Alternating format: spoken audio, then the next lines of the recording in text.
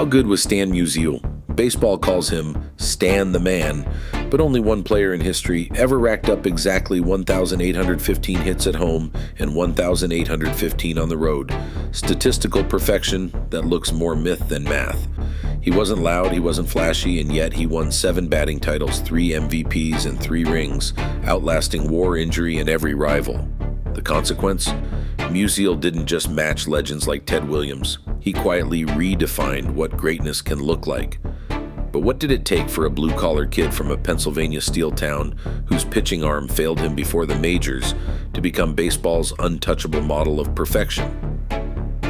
The answer begins with one broken dream. August 11, 1940, Daytona Beach. Stan Musial, 19 years old and pitching for the Islanders, chased a sinking line drive in center field. His spikes caught in the turf, his body flipped, and his left shoulder slammed into the ground. The pain was sharp, but the diagnosis was worse. The arm that had carried his big league hopes was now, in the words of the team doctor, dead. For a Steel Town kid who had spent his childhood dreaming of the mound, it felt like the end of the line. But not for long. Dickie Kerr, Musial's minor league manager and a survivor of baseball's toughest breaks himself, saw something the doctors didn't. Kerr had watched Musial's left-handed swing, awkward but alive, the kind of bat speed you couldn't teach. He told Stan to forget pitching, to pour everything into hitting. That advice wasn't just a pep talk. Kerr and his wife took Stan and his young family into their own home, feeding them, giving them a place to sleep, and making sure the kid from Donora didn't have to head back to the mills just yet. Donora, Pennsylvania, was a place where winters bit hard and steel dust hung in the air. Musial's father had worked the mills, and Stan grew up with hands calloused from odd jobs and sandlot ball. The Great Depression never really left Donora, and every family knew what it meant to scrape by. That kind of upbringing built a quiet edge. No drama, just the stubborn belief that showing up every day mattered more than any headline. The injury that should have ended everything became the moment Musial's true path began. With Kerr's belief and a new purpose, he started the long work of remaking himself in the batter's box. The fastball was gone, but something steadier took its place, a swing that would, in time, become one of the most feared in baseball. The kid who nearly washed out in Florida now had a second chance, and he was ready to take it. Stan Musial arrived in the Cardinals system as a long shot, a converted pitcher with a battered shoulder and a swing that looked nothing like the big leaguers of his day. But in 1941, everything changed. Assigned to the Springfield Cardinals in the Class C Western Association, Musial tore through the league like a man making up for lost time. He played 87 games and hit .379, launching 26 home runs and racking up 94 RBIs. His bat didn't just come alive, it announced itself with authority. The numbers alone forced the Cardinals to take notice. Springfield couldn't hold him. By late July, Musial was promoted to the Rochester Red Wings in Double-A, a jump that should have slowed him down. Instead, he kept hitting.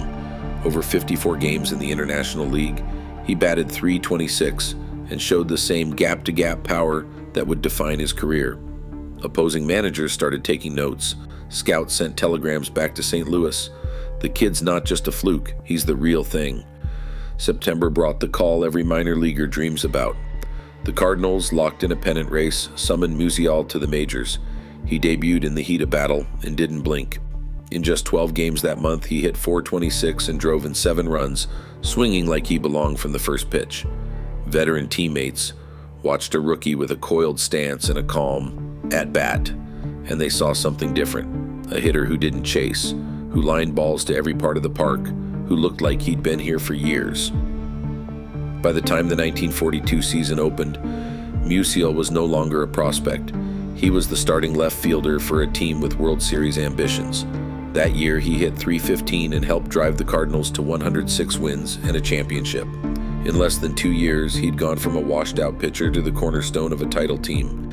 The transformation wasn't just fast, it was total. The Cardinals had found their man, and baseball was about to meet a new kind of star. Stan Musial helped the Cardinals win another World Series in 1944, but that winter, baseball had to wait. In January 1945, at age 24, Musial reported for Navy duty at Bainbridge, Maryland. He went through 10 weeks of boot camp assigned to Company 3023, running drills alongside farm boys and city kids who had never heard of him. On base, he led his company to a regimental basketball title and played for the Bainbridge Commodores, even facing the New York Giants in a 3-game set. But by spring, Musial shipped out to Pearl Harbor. His job was running a Liberty launch, 4 hours each morning ferrying sailors to battered ships in the harbor. Afternoons, he played ball for the ship repair unit, drawing crowds of thousands, and even pitched a 4-hitter against an Army All-Star team in Maui. That fall, Musial's father grew gravely ill. The Red Cross got word to the Navy and Stan was granted emergency leave. He finished out his service at the Philadelphia Navy Yard, working on ship repairs until his discharge in March 1946. Back in St. Louis, Musial didn't miss a beat. He adjusted his stance in Hawaii, adding a touch more power, and won the MVP in his first season back. The lost year in uniform could have stalled a career. Instead, it became proof of what set Musial apart: duty, discipline, and a knack for returning stronger than he left. In 1948, Stan Musial didn't just lead the league, he lapped it. He hit .376, the highest average by any National Leaguer in the last 80 years, and piled up 429 total bases, a record that still stands in the senior circuit. That wasn't a typo, 429. He led the league in hits, doubles, triples, runs, and slugging, and he missed the Triple Crown by a single home run, falling just one short of Ralph Kiner and Johnny Mize's 40. Some say a rainout robbed him of that last homer. Either way, Musial's numbers stretched belief. He racked up 230 hits, 39 home runs, and 131 runs batted in, all while striking out just 34 times. On the road, he hit .415. For 4 months, he flirted with .400. And through the summer, pitchers still couldn't find a hole in his swing. The Cardinals rode his bat to 85 wins, and Musial ran away with his 3rd MVP award, outpacing every other hitter in the game by miles. The 1948 season became the gold standard for balanced, all-field dominance, power, average, and speed, all in one relentless package.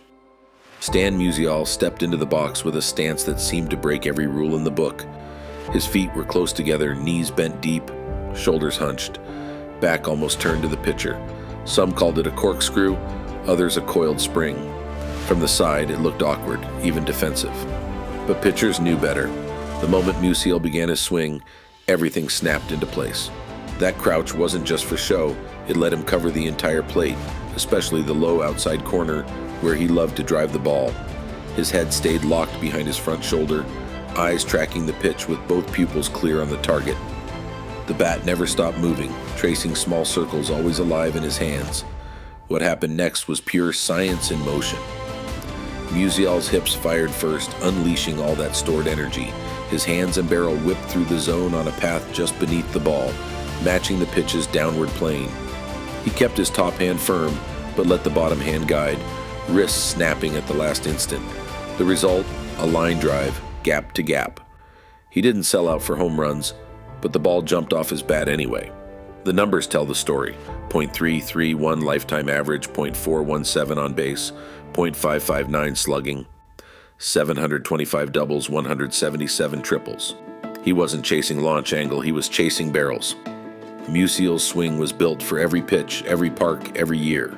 No wasted motion, no drama, just the same relentless routine, game after game. That's how a hitter becomes inevitable. May 2nd, 1954. Stan Musial stepped into the box at Sportsman's Park for a doubleheader against the Giants. In the opener, he homered in the 3rd, 5th, and 8th innings. 3 swings, 3 balls gone, 9 runs driven in. But Musial was just getting started. In the nightcap, he added 2 more home runs, both off Hoyt Wilhelm's knuckleball. 5 home runs in one day. No one in National League history had ever done it. 22 total bases. Teammates grinned and shook their heads. Broadcasters ran out of superlatives. Even the Giants' dugout, stunned, could only tip their caps. The spectacle wasn't a fluke. A year later, in the 1955 All-Star Game, Musial came to bat in the 12th inning with the score tied. He told Yogi Berra he was tired and ready to go home. First pitch, he launched it over the right field fence for a walk-off home run. It was his 4th All-Star Game homer, a record at the time, and the National League's 9th win in 22 contests. The biggest stars in the game watched Musial deliver, again when it mattered most. By then, the nickname had stuck. Brooklyn fans who'd seen him torment their Dodgers year after year started chanting it in 1946, "Here comes Stan the Man." The name followed him everywhere. Even in enemy territory, Musial was greeted with respect, sometimes even awe. In a game full of noise, his biggest moments landed like thunderclaps, rare, unmistakable, and impossible to ignore. Stan Musial finished his career with exactly 1,815 hits at home and 1,815 on the road, a statistical rarity unmatched in Major League history. The facts are clear: 7 batting titles, 3 MVP awards, 3,630 total hits, and 24 All-Star selections place him among baseball's most consistent and productive players. Musial overcame a career-threatening shoulder injury in 1940, served in the U.S. Navy during World War II, and returned to deliver a .376 average and 429 total bases in 1948.